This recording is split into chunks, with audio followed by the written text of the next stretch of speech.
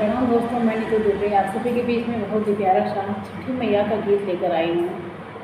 बहुत ही अच्छा है और बहुत ही दर्दनाक भी है। दोस्तों आप लोग पूरा सुनिएगा, एंजॉय करिएगा।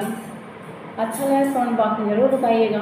चैनल पर जो भी नए हैं तो प्लीज़ मेरे चैनल को सब्सक्राइब कर दीजिएगा, सपोर्ट करिएगा। मेरा वीडियो अच्छा लगे प्लीज़ मेरे वीडियो को शेयर भी करिएगा। Thank you.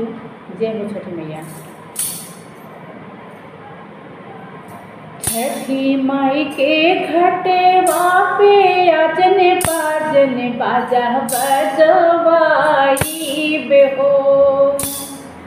छठी माई के घटवा पे आजन बाजन बाजा बजवाई बेहो।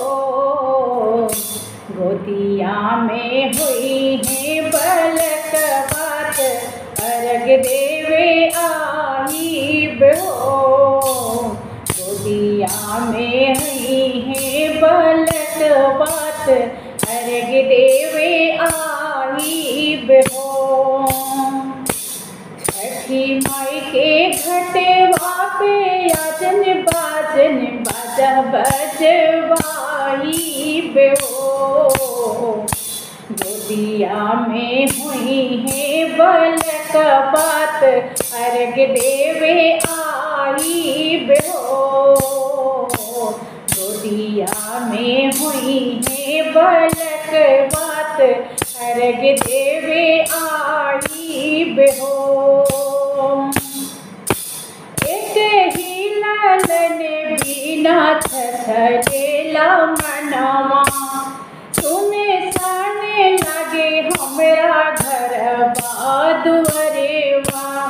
एक ही लालन बिना छछलेला मनवा सुने साने लगे हमरा घर दुअरेवा। पूरी जइहा दिलवा के लले साथ जल साकराई बेहो। पूरी जइहा दिलवा के लले साथ जल साकराई बेहो। गोदिया में हुई है ललन मात कोसी भरे बाई बेहो। गोदिया में हुई है बलक बात कोसी भरे बाई बेहो। छठी माई के घटवा पे आजन बाजन बाजा बजवाई बेहो। गोदिया में हुई है बलक बात अर्घ देवे आई बेहो। गोदिया में हुई है बलक बात अर्घ देवे आई बेहो। मनवा में आस लेके रोवेली बजनिया कहिया बस दो छठी माई हमारा के दुनिया।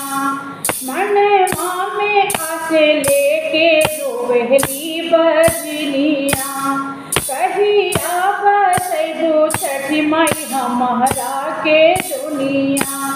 ऐसन सुनर फल पाइब सूरज गोहराई बेहो।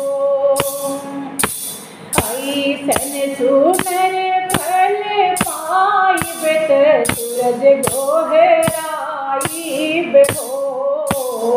गोदिया में लेके बलक बात अर्घ देवे आई बेहो।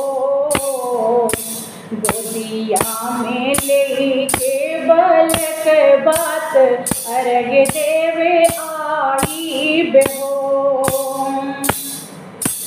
छठी माई के घटवा पे आजन बाजन बाजा बजवाई बेहो। छठी माई के घटवा पे आजन बाजन बाजा बजवाई बेहो।